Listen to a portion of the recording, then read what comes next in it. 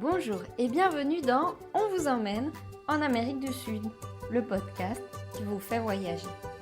Je m'appelle Anne et je suis ravie de vous retrouver pour ce nouvel épisode. Les agences Exception et moi-même sommes enchantés de vous faire partager notre passion pour l'Amérique du Sud et de vous faire découvrir nos destinations préférées en Argentine, en Bolivie, au Chili, au Paraguay et au Pérou. Cette semaine, c'est avec Anaïs que nous partons vers une nouvelle aventure. On vous emmène rencontrer les baleines et les manchots royaux en terre de feu chilienne. Dans une région considérée comme l'une des plus hostiles de la planète, aux confins de la Patagonie, nous avons eu la chance d'admirer des espèces des plus rares et étonnantes. Les baleines à bosse vivent dans tous les océans et mers de la planète, mais la région du détroit de Magellan en concentre une grande quantité. Au contraire, les manchots royaux sont des oiseaux particulièrement rares et l'existence d'une colonie sur la grande île de la Terre de Feu est exceptionnelle. Nous sommes allés rencontrer cette faune unique au cours d'une croisière à bord du Forest et d'une exploration en Terre de Feu. Nous commençons notre escapade à Santiago du Chili pour aller jusqu'à Punta Arenas par un vol de 3h30. Capitale de la région de Magallanes, Punta Arenas fut fondée en 1848. Son nom signifie « la pointe de sable ». Nous profitons de l'ambiance si particulière de cette ville du bout du monde.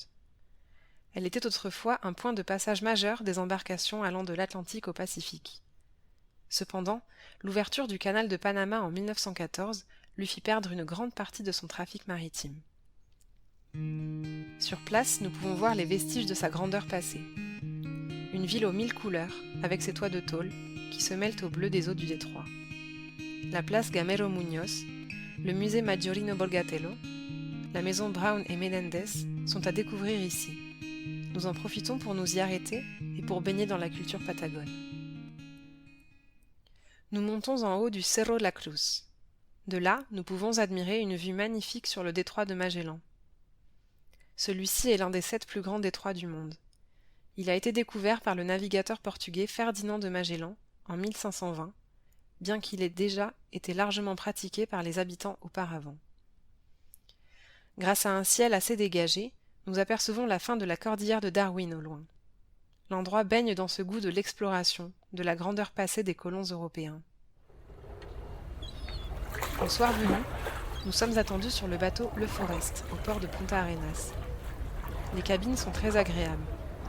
Le bateau prend le large et navigue tranquillement sur les eaux calmes du détroit. Nous mettons le cap sur le Parque Marino Francisco Coloane, une des réserves de faune marine les plus importantes de la région. La croisière dure 3 jours et 2 nuits. Nous passons donc la première nuit sur le bateau, bercé par les vagues et l'air marin. Au petit matin, nous arrivons au Fjord Helado, face au glacier Santa Inés, situé dans le Parque Marino. Le paysage est impressionnant. Le glacier fend les versants pierreux des derniers monts des Andes. Nous nous en approchons au maximum grâce à un zodiaque. Le froid est glaçant, et la glace est magnifique, au milieu de ce dédale de baies et de roches. Après un bon repas à bord du bateau, nous mettons le cap sur la Isla Carlos III, cœur du Parque Marino Francisco Coloane. Nous nous trouvons alors au milieu d'une faune marine exceptionnelle. Dauphins, lions de mer, cormorans, manchots de Magellan. Mais le plus impressionnant reste l'incroyable spectacle des baleines à bosse qui se promènent sans crainte autour du navire. Celles-ci ont la particularité, chose unique chez les baleines, d'être capables de sauter de tout leur corps au-dessus de l'eau. Leur balai est magnifique, comme irréel. Leur taille, autour de 14 mètres de longueur, en moyenne, est étonnante. On peut alors observer la caractéristique tache blanche sur leur ventre. Leur nom de baleine à bosse leur vient de la manière dont elles se courbent lorsqu'elles replongent dans les profondeurs. Herman Melville, le célèbre auteur de Moby Dick, écrit à propos de cette espèce. La plus joueuse et la plus joyeuse de toutes les baleines, brassant l'eau et faisant de l'écume plus que n'importe quelle autre. Il faut tendre l'oreille pour entendre le chant charmeur des baleines, maîtresses de ces lieux regorgeant de vie aquatique. Après cette belle journée passée en mer, à observer les richesses du parc marin Francisco Coloane, nous retournons sur le Forest pour la nuit.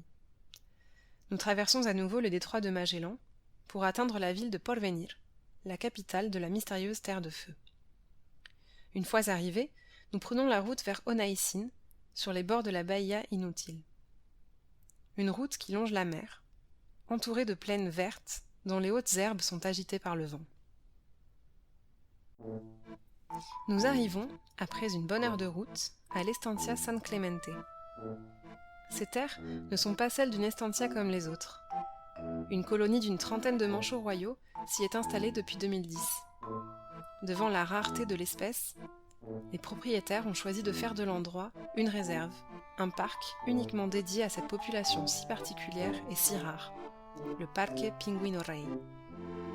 En effet, les manchots royaux sont la deuxième espèce de manchots la plus grande de la planète, après les manchots empereurs, qui vivent exclusivement en Antarctique. Ils mesurent entre 85 et 95 cm de hauteur, adultes, et pèsent de 12 à 14 kg en moyenne. Ces oiseaux magnifiques se caractérisent par les taches jaune vif en forme de cuillère de chaque côté de leur tête. Ils ont, comme les autres manchots, cette forme aérodynamique et ce plumage imperméable qui leur permet de plonger jusqu'à 70 mètres de profondeur dans les eaux. La présence de manchots royaux sur un continent habité par l'homme, tel que l'Amérique latine, est d'une extrême rareté. En effet, ils sont très sensibles au climat dans lequel ils évoluent et ne vivent que dans les environnements très particuliers. Sur les îles Kerguelen et les îles Crozet, dans le sud de l'océan Indien, ou sur l'île subantarctique de Géorgie du Sud. Ainsi, les manchots royaux n'habitent que les terres les plus australes de la planète. Leur présence en Terre de Feu est une curiosité récente. Nous restons à une bonne distance des manchots, afin de pouvoir les admirer, les photographier et les observer dans leur environnement purement naturel. En effet, ils ne doivent pas être dérangés par la présence de l'homme, de peur de les faire fuir vers d'autres terres australes. Ils étaient 8 à leur arrivée. Ils sont aujourd'hui une trentaine de manchots. Le manchot royal a besoin de 16 mois pour se reproduire, période longue et risquée du fait de leurs nombreux prédateurs. De plus, le manchot royal souffre du réchauffement climatique. La hausse de la température des eaux sur toute la surface de la planète perturbe leur mode de vie. Les prédateurs se multiplient dans une eau plus chaude. De même, autre problème lié au réchauffement, la zone de convergence antarctique entre eau froide et eau polaire s'est étendue, obligeant les manchots à traverser 200 km de plus qu'auparavant pour nourrir leurs petits lorsqu'ils naissent. Ainsi, le manchot royal est une perle rare, qui tend à l'être de plus en plus sur la planète, et qui est à découvrir en Terre de Feu chilienne. Pouvoir les observer est une chance inouïe, dont nous profitons largement. Entre notre rencontre avec les baleines du Parque Marino Francisco Coloane et la colonie Pinguino Rey, ce séjour nous aura permis de découvrir les richesses animalières de Patagonie, région si lointaine et préservée.